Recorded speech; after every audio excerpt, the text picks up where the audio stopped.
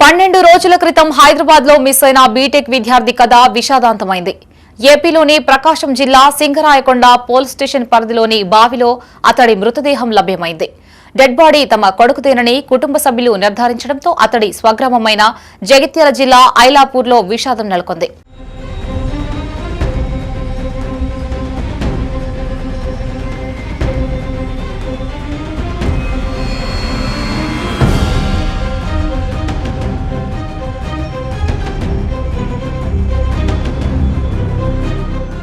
జగిత్యాల జిల్లా కొరుట్ల మండలం ఐలాపూర్ గ్రామానికి చెందిన రాహుల్ గత నెల 27వ తేదీన కాచిగూడలో అదృశ్యమయ్యాడు.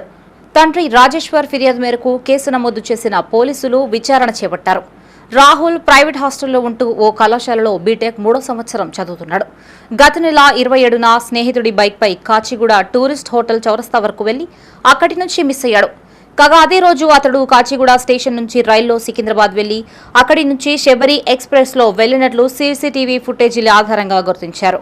30న సింగరాయకొండ పోలీస్ స్టేషన్ పరిధిలోని బావిలో గుర్తు తెలియని యువకుడి మృతదేహాన్ని గుర్తించిన అక్కడి పోలీసులు కేసు నమోదు చేశారు. ఈ నెల 3న పోస్టుమార్టం చేసి అక్కడే ఖననం చేశారు. కాగా రాహుల్ అదృశ్యమైన విషయం సోషల్ మీడియా న్యూస్ ఛానల్స్ లో ప్రచారం కావడంతో ఈ నెల 7న అక్కడి నుంచి ఓ స్వచ్ఛంద సంస్థకు చెందిన సభ్యులు రాహుల్ తండ్రికి రాజేశ్వర్ కు ఫోన్ చేసి సమాచారం అందించారు. ఈ మేరకు అక్కడికి వెళ్లిన రాజేశ్వర్ సింగరాయకొండ పోలీసులు భద్రపరిచిన దుస్తువులు మెడలోని లాకెట్ చూసి చనిపోయింది రాహుల్ అని గుర్తించారు.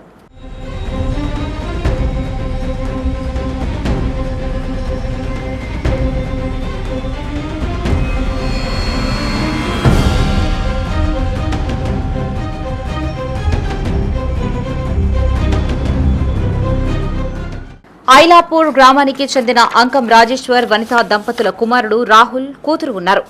రాజేశ్వర్ దర్జీగా పనిచేస్తుండగా వనిత బీడీలు చుడుతూ కుటుంబాన్ని పోషిస్తున్నారు. చేతికందొచ్చిన కొడుకు మరణించడం పట్ల కుటుంబ సభ్యులు కన్నీరు మున్నీరవుతున్నారు.